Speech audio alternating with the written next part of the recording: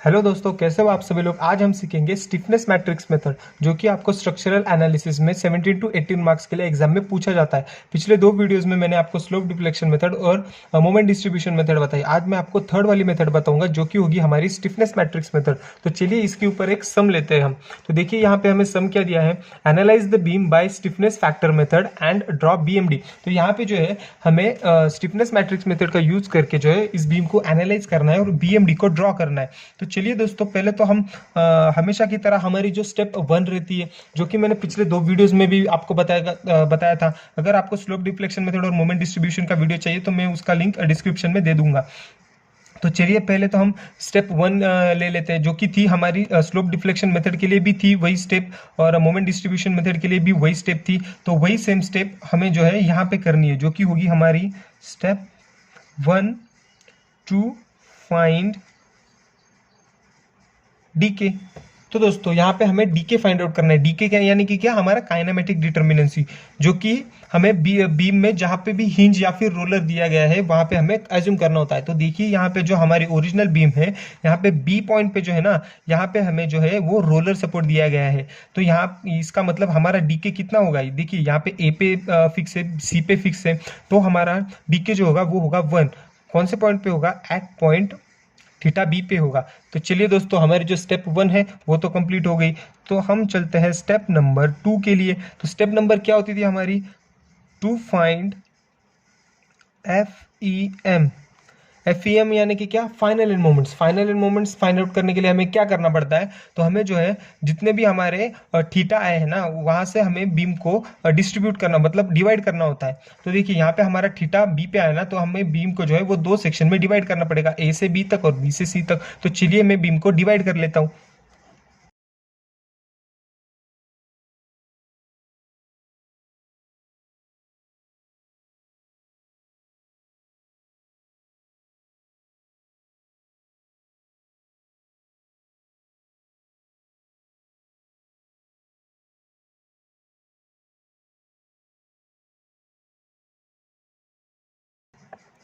तो दोस्तों, जैसा कि मैंने पिछले दो वीडियो में भी किया था, मैंने यहाँ पे भी किया है। जो बीम को जो है ना, मैंने दो सेक्शन में डिवाइड किया। जो पहला सेक्शन जो ए से बी तक, तो दूसरा सेक्शन बी से सी तक। तो देखिए मैंने यहाँ पे जो हमारा यूडीएल था, तो यूडीएल भी मैंने दिया। यहाँ पे पॉइंट लोड था, तो मैंने यहाँ पे पॉइंट लोड भी दिया।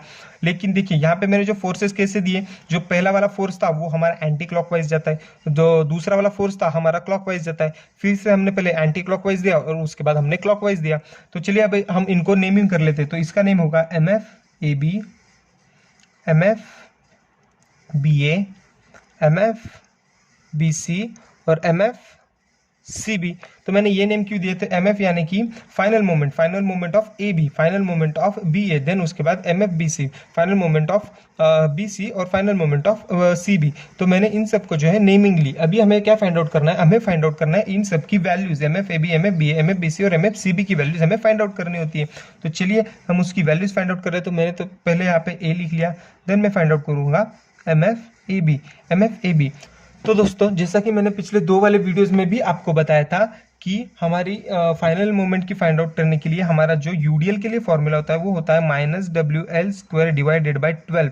ये फॉर्मूला हमें यूज करना होता है। अगर आपको ये फॉर्मूला और उससे रिलेटेड जो भी इंफॉर्मेशन चाहिए, तो प्लीज आप मेरा स्लोप डिफ्लेक्शन वाला मेथड का जो वीडियो है उसको आप देख लीजिए एक बार। वहां पे मैंने जो फॉर्मूला इसके लिए लगते हैं और उसके लिए, उसके बाद बीएमडी के लिए जो फॉर्मूलाज जो लगते हैं वो सारे वहां पे मैंने एक्सप्लेन किए। तो मैं उसका लिंक आपको डिस्क्रिप्शन में दे दूंगा।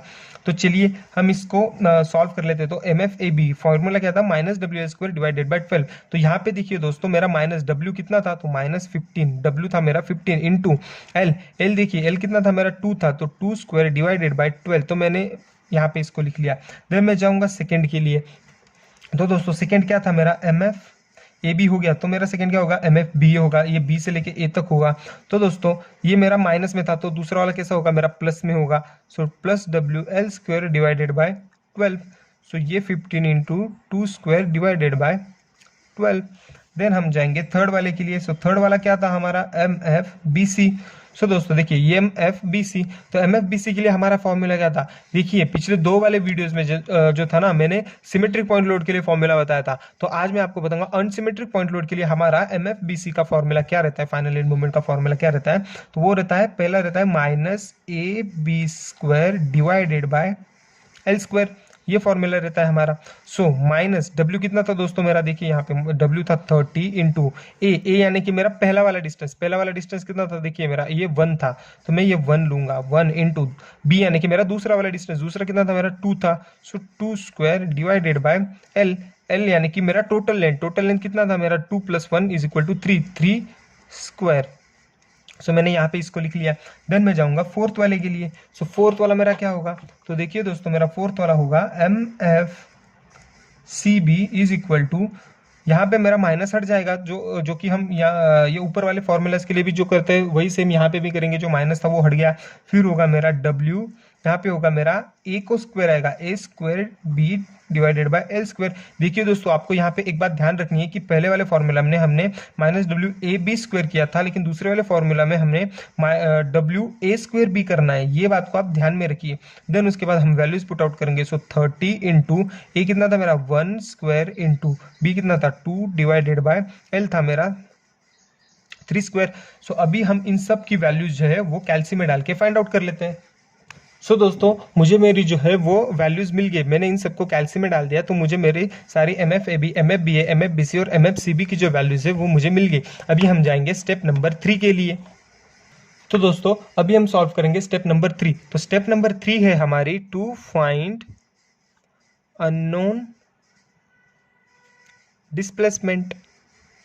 तो दोस्तों यहाँ पे हमें जो है ना वो अननोन डिस्प्लेसमेंट को फाइंड आउट करना होता है। तो अननोन डिस्प्लेसमेंट यानी कि हमें यहाँ पे क्या करना है, तो जो हमारा थीटा आया है ना, तो वो थीटा पे हमें थीटा पे जो हमारे दो सेक्शन बनते हैं वह उसका हमें एडिशन करना होता है। उसका जो फाइनल एंड मोमेंट का जो वैल्यू आया है थीटा पे, उसके दो सेक्शन बनेंगे, उसका हमें एडिशन करना होता है। तो देखिए यहाँ पे फॉर एग्जांपल यहाँ पे देखिए हमारा बी आया है, तो हमें बी थीटा जो है यहाँ से दो सेक्शन बनते हैं, एक तो होता है हमारा बी ए और दूसरा होता है हमारा बी सी। तो ये दो सेक्शन जो है ना MFBA और MFBC, इनके जो वैल्यूज है उनको हमें ऐड करना होता है। तो चलिए वो हम कर लेते हैं। तो उसको हम नाम देते हैं, अननोन डिस्प्लेसमेंट को हम नाम देते हैं D1। मैंने D1 क्यों दिया, D यानी कि डिस्प्लेसमेंट और 1 यानी कि क्यों, क्योंकि हम एक ही कर रहे हैं ना। अगर यहाँ पे हमारा दो थीटा होता, यहाँ पे बी और सी पे भी हमारा कोई हमें थीटा का वैल्यू मिलता, और देन उसके बाद डी पे हमारी बीम जो है वो खत्म हो जाती, तो हमें सी पे भी जो है वो अननोन डिस्प्लेसमेंट यानी कि D2 भी हमें फाइंड आउट करना होता। लेकिन फिलहाल तो हमें यहाँ पे D1 ही दिया गया है, तो हम D1 को ही फाइंड आउट कर लेते हैं। तो D1 कौन से सेक्शन बनते हैं, यहाँ पे देखिए BA बनता है और BC बनता है, तो मैं यहाँ पे लिख लेता हूँ MFBA प्लस MFBC। सो दोस्तों MFBA की वैल्यूज क्या आई हमारी आई थी MFBA की वैल्यू 5। देन MFBC की वैल्यू क्या आई थी दोस्तों, हमारी आई थी वैल्यू -13.33। तो मैं इनको कैलसी में डालूंगा तो मुझे मेरी D1 की वैल्यू जो है वो मिल जाएगी। तो दोस्तों मुझे मेरी D1 की वैल्यू जो है वो मिल गई, वो है -8.33। ठीक है ना। अभी हम जाएंगे स्टेप नंबर 4 के लिए। तो दोस्तों हमारी स्टेप नंबर 4 है अभी ये देखिए step number 4, to find stiffness matrix. तो दोस्तों यहाँ पे जो है ना हमें स्टीफनेस मैट्रिक्स को फाइंड आउट करना होता है। चलिए स्टीफनेस मैट्रिक्स का हमारा फॉर्मूला क्या होता है, S = ब्रैकेट में S11 देन इंटू 1 तो अभी मैंने ऐसा क्यों लिखा है, तो दोस्तों यहाँ पे हमारी डीके की वैल्यू कितनी आई थी, 1 आई थी, बराबर है ना। तो हमारा जो स्टिफनेस का जो मैट्रिक्स बनेगा वो 1/1 का बनेगा। अगर यहाँ पे हमारी डीके 2 आता, अगर यहाँ पे सी पे भी कोई लोड होता या फिर ए पे कोई फोर्स होता, तो हमारा डीके की वैल्यू 2 आती, तो हमारा जो मैट्रिक्स बनता तो S2/2 का बनता। लेकिन अभी यहाँ पे फिलहाल तो हमें डीके ए बी पे दिया है, ए की दिया है, तो हमारा जो मैट्रिक्स बनेगा ना वो 1/1 का मैट्रिक्स बनेगा। तो चलिए अभी हम 1/1 का मैट्रिक्स बना लिए। अभी हम नेक्स्ट स्टेप के लिए जाते हैं। तो दोस्तों नेक्स्ट स्टेप में अभी हमें क्या करना है, हमें remove the support from point B. तो दोस्तों अभी यहाँ पे हमें क्या करना है, हमें जो पॉइंट बी है ना, वो पॉइंट बी से सपोर्ट को जो है, यानी कि ये जो रोलर सपोर्ट हमें दिए गए हैं, इसको हमें रिमूव करना पड़ेगा। तो चलिए उसको हम रिमूव कर लेते हैं। तो जो हमारा बीम बनेगा वो कुछ इस तरह से बनेगा। देखिए ये हो गया ऐसा, यहाँ पे मेरा आ गया ए, यहाँ पे सी, यहाँ पे बी।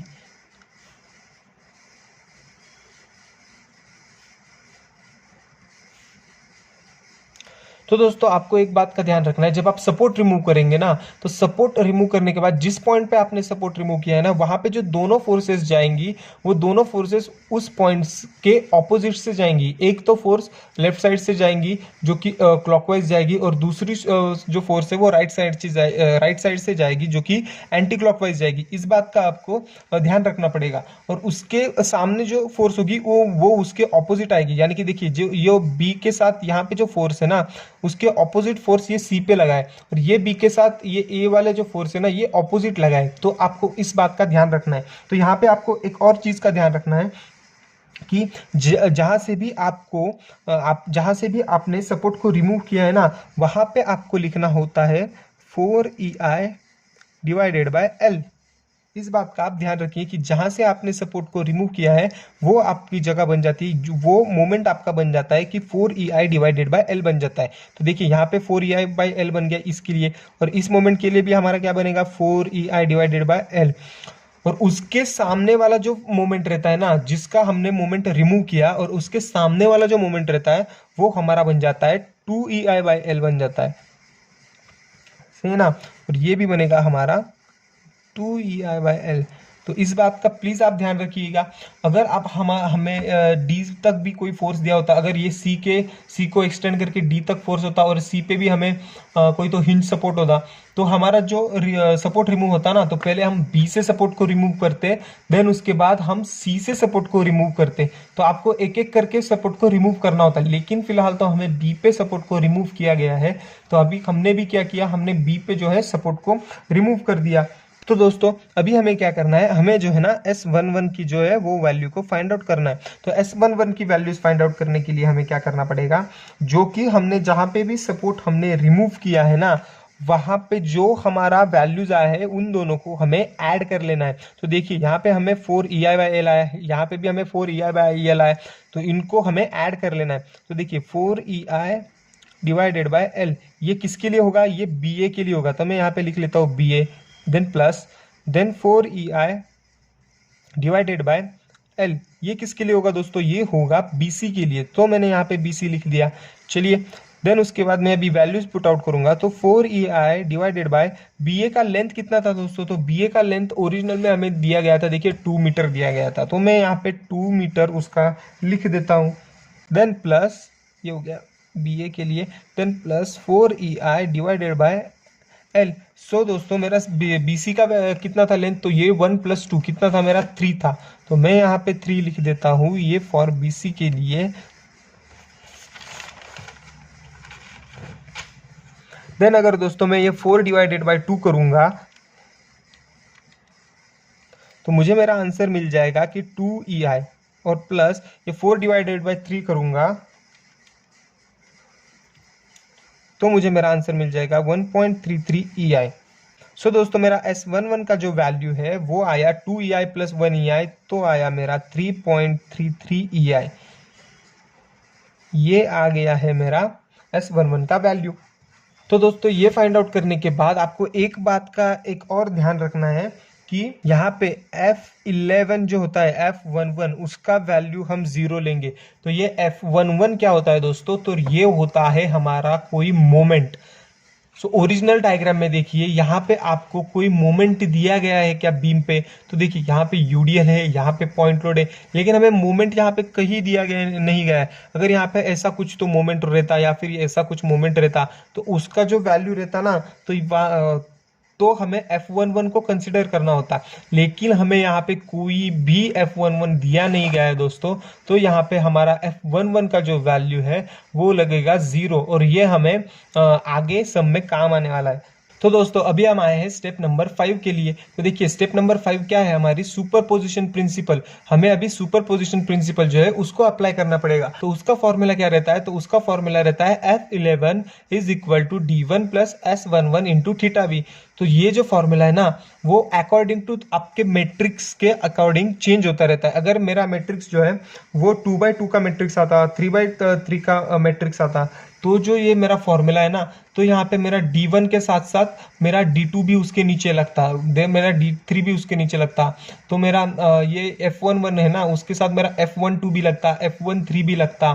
सॉरी F11 के साथ जो है ना मेरा F11 लगा है, तो उसके बाद मेरा F21 भी लगता, F31 भी लगता। अकॉर्डिंग टू यूर मैट्रिक्स आपका जो ये फॉर्मूला है वो वैरी करता है। तो यहाँ पे जो है हमें थीटा भी एक ही दिया गया है, तो हमारा जो मैट्रिक्स बना वो 1/1 का मैट्रिक्स बना। तो उसके लिए हमने ये वाला फॉर्मूला यूज करेंगे, F11 is equal to D1 plus S11 into theta B. तो चलिए दोस्तों अभी हमें वैल्यूज जो है वो तो हमें पता ही है, तो हम इसको सिर्फ इंप्लीमेंट करते हैं। तो F11 का वैल्यू कितना था हमारा 0 इज इक्वल टू, हमने D11 का वैल्यू फाइंड आउट किया था जो कि था हमारा -8.33, देन प्लस दोस्तों हमने S11 का वैल्यू भी फाइंड आउट किया था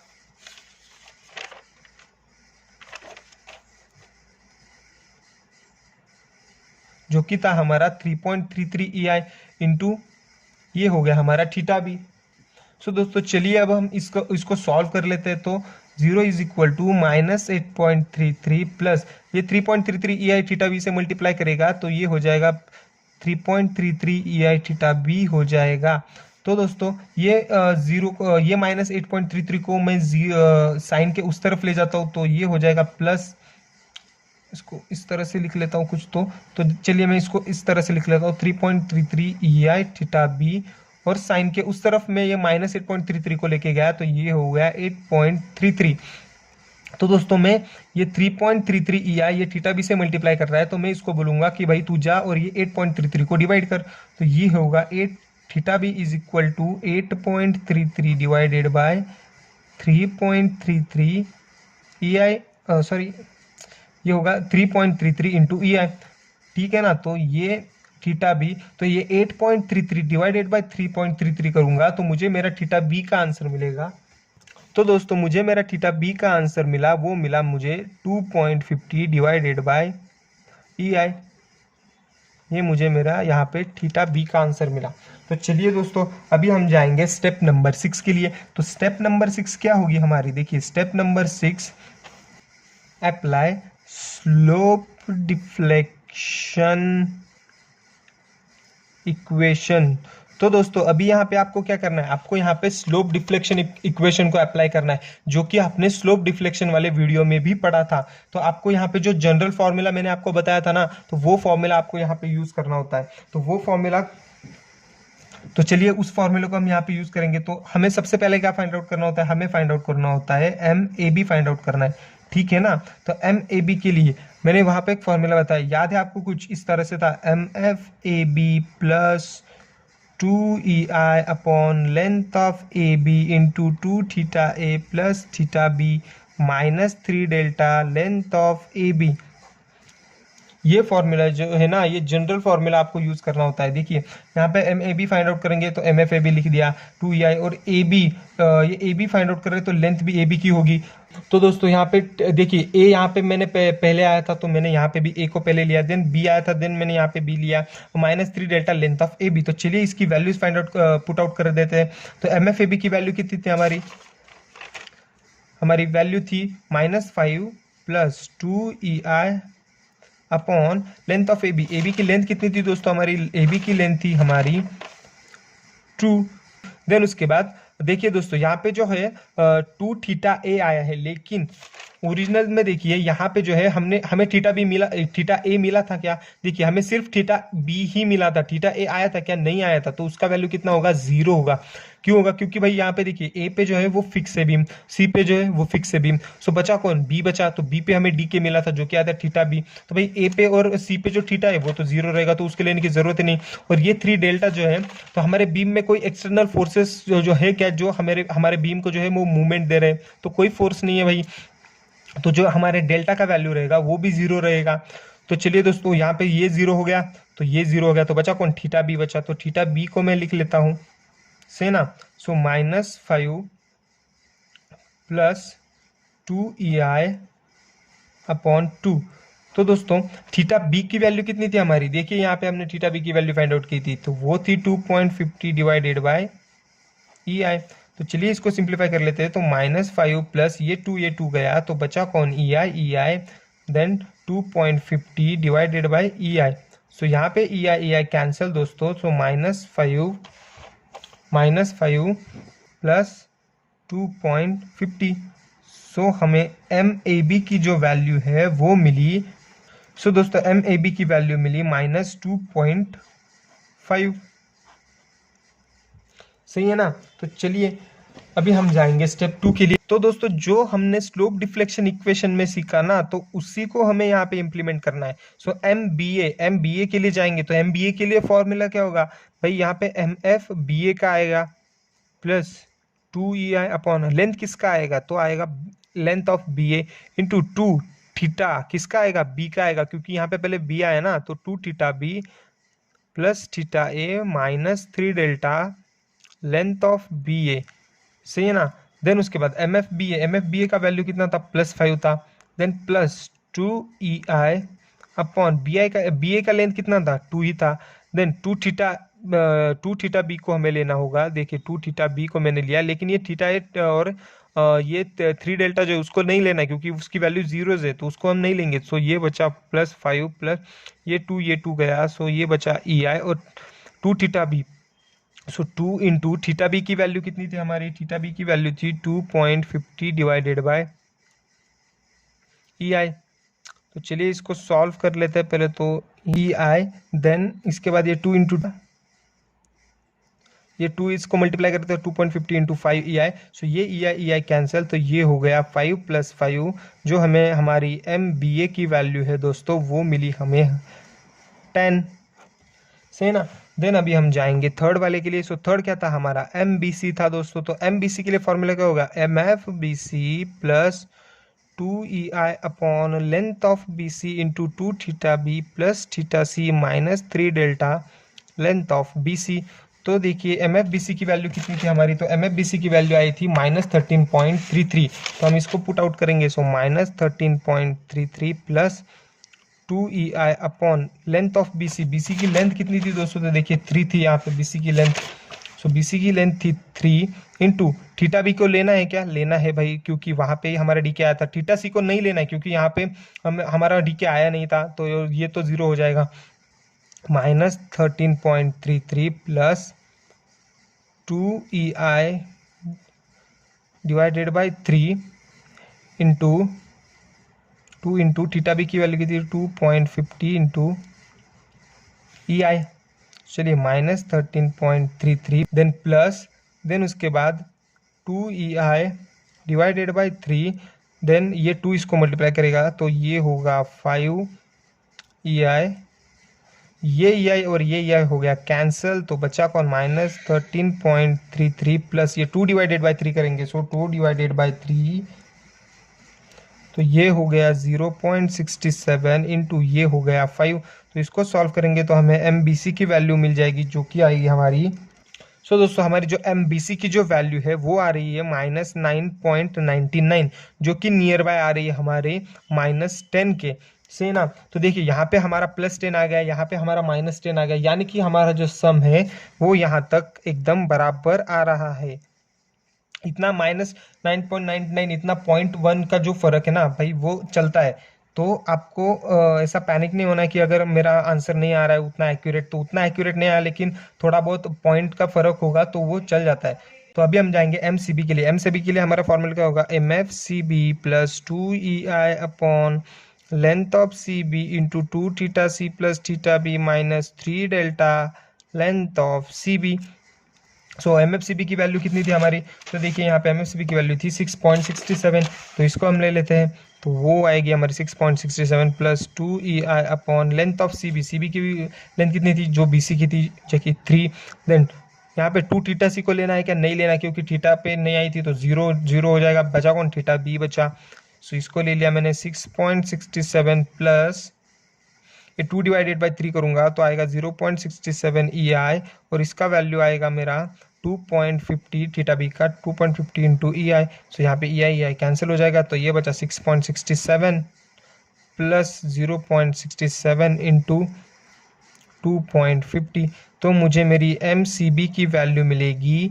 तो दोस्तों मुझे मेरी MCB की वैल्यू मिली 8.34। चलिए दोस्तों अभी जो है हमें यहाँ पे सारे जो मोमेंट है वो मिल गए। अभी हमें क्या करना है, फाइनल स्टेप के लिए जाना है, जो कि क्या होती है हमारी BMD ड्रॉ करनी है ना भाई। हमें क्वेश्चन में पूछा गया कि BMD ड्रॉ करो, तो अभी हम BMD को ड्रॉ करेंगे। तो चलिए दोस्तों BMD को ड्रॉ करने के लिए आपको क्या करना है, पहले तो एक लाइन मार लेते हैं। यहाँ पे होगा हमारा A पॉइंट, यहाँ पे होगा हमारा C और बीच में होगा हमारा B, ठीक है ना। तो दोस्तों मैंने आपको बताया था कि देखिए यहाँ पे देखिए दोस्तों, यहाँ पे हमारा लोड कौन सा एक्ट कर रहा है, यूडीएल एक्ट कर रहा है। तो पहला हमारा कैसा आएगा, कर्व शेप में आएगा। आपको पता होगा ना कि यूडीएल के लिए हमारा कैसा आता है डायग्राम, BMD का कर्व शेप में आता है। और उसके लिए हमारा फॉर्मूला क्या था, जो कि मैंने पिछले वाले स्लोप डिफ्लेक्शन वाले वीडियो में भी आपको बताया था कि कर्व के लिए हमारा फॉर्मूला होता है WL² डिवाइडेड बाय 8। ये होता है हमारा यूडीएल के लिए फॉर्मूला फॉर BMD ड्रॉ करने के लिए। तो अभी हम इसको यूज करेंगे। सो WL² डिवाइडेड बाय 8। तो W कितना था हमारा 15 था और L कितना था तो 2 था। सो 15 इंटू 2² डिवाइडेड बाय 8 करूंगा तो मुझे मेरा आंसर मिल जाएगा, जो कि आया दोस्तों मेरा आंसर 7.5, यानी कि मेरा कर्व जाएगा 7.5 तक। देन उसके बाद मेरा कौन सा मेरा लोड कैसा था, मेरा अनसिमेट्रिक पॉइंट लोड था ना। तो दोस्तों अनसिमेट्रिक पॉइंट लोड के लिए for unsymmetric point load BMD का फॉर्मूला क्या रहता है, वो रहता है WAB डिवाइडेड बाय L, ये फॉर्मूला रहता है। तो W कितना था हमारा, देखिए यहाँ पे W था हमारा 30, A था हमारा 2 और B था हमारा 3। तो चलिए इसको पुट आउट कर लेते हैं। सो 30 into 1 into 2 divided by L कितना होगा 3 आएगा। तो मुझे मेरा आंसर मिलेगा, मुझे मेरा आंसर मिला यहाँ पे 20। सो दोस्तों मेरा जो यहाँ पे BMD जाएगा सिमेट्रिक अनसिमेट्रिक पॉइंट लोड के लिए, वो जाएगा 30 तक के लिए। तो चलिए सबसे पहले तो हम एक कर्व ड्रॉ कर लेते हैं। तो मैंने यहाँ पे ऐसा अंदाज से एक कर्व ड्रॉ कर लिया। अरे यार ये बहुत गलत हो गया, लेकिन ठीक है, ये हो गया मेरा यहाँ पे कर्व, जो कि मेरा कहाँ तक जाएगा 7.5 तक जाएगा। देन उसके बाद मेरा क्या आएगा, अनसिमेट्रिक पॉइंट लोड के लिए कैसा आता है आपका डायग्राम, ट्राइंगल जैसा आता है ना, लेकिन ये एक साइड से थोड़ा झुका रहेगा, तो कुछ इस तरह से आएगा। चलिए ये कहाँ तक जा रहा है मेरा 20 तक जा रहा है ना। तो चलिए अभी ये तो हो गया हमारे BMD के लिए हमने तो ड्रॉ कर लिया। अभी हमें सिर्फ वैल्यूज को पुट आउट करना है, तो वैल्यूज पुट आउट कर लेते हैं। तो दोस्तों हमारा MAB का वैल्यू कितना आ रहा था, देखिए मेरा MAB का वैल्यू आ रहा था -2.5। तो -2.5 को हम प्लस में लेंगे। तो -2.5 को मैंने प्लस में लिया, तो ये होगा +2.5, जो कि यहाँ तक आएगा। मैंने अंदाजे से ले लिया यहाँ तक आएगा, ठीक है ना। देन उसके बाद मेरा बी पे मेरा वैल्यू कितना आ रहा था, तो मेरा बी पे दो वैल्यूज था, एक तो +10 था और उसके बाद -10 था। तो दोनों में से कौन सा भी ले चल जाता है। तो मैं +10 लूंगा। +10 7.5 से ऊपर रहेगा और 20 से नीचे रहेगा, तो यानी कि यहाँ तो कुछ तो वो आ जाएगा। तो मैंने यहाँ पे 10 को मार्क कर दिया। देन मेरा सी पे मेरा वैल्यू कितना था दोस्तों, तो देखिए सी पे मेरा वैल्यू आ रहा था 8.34। तो चलिए मैं उसको भी पुट आउट कर लेता हूँ। तो 8.34, ये 8.34, ये 7 पॉइंट और ये 10 के कुछ तो बीच में आ जाएगा। तो मैं यहाँ पे उसको ले लेता हूँ 8.34। तो मैं इन सब पॉइंट को अभी मैच कर लूंगा। तो ये यहाँ से यहाँ तक, ये यहाँ से यहाँ तक, और मैं यहाँ से इसको मैच कर दूंगा। तो चलिए ये तो बन गई हमारी BMD। तो अभी आपको क्या करना है, मैंने आपको पहले भी बताया था कि जो हमारी BMD की जो लाइन बनेगी, उसके नीचे का जो पार्ट रहेगा वो हमारा माइनस और ऊपर का पार्ट जो रहेगा वो हमारा प्लस होगा। लेकिन हमें सिर्फ बीच वाले पार्ट को यहाँ पे नेग्लिगेट करना है। सो देखिए ये वाला पार्ट जो रहेगा, ये वाला मेरा माइनस में आ जाएगा, ये वाला पार्ट जो रहेगा ये वाला मेरा माइनस में आ जाएगा। तो मैं इसको हाईलाइट कर देता हूँ ऐसा। ये वाला पार्ट भी रहेगा वो मेरा माइनस में आ जाएगा, तो मैं इसको भी ऐसे हाईलाइट कर देता हूँ। और ये वाला ऊपर का पार्ट मेरा आएगा प्लस में, देन मेरा ये ऊपर का पार्ट आएगा प्लस में। सो ये हो गई आपकी हमारी दोस्तों BMD। ये क्वेश्चन आपको एग्जाम में 12 से 15 मार्क्स के लिए पूछा जाता है। और अगर आपको ये वीडियो पसंद आया दोस्तों, तो प्लीज मेक श्योर आप वीडियो को लाइक करें, चैनल को सब्सक्राइब करें। और अगर आपको किसी नए टॉपिक पे वीडियो चाहिए तो प्लीज हमें कमेंट में जरूर बताइए। Thank you so much.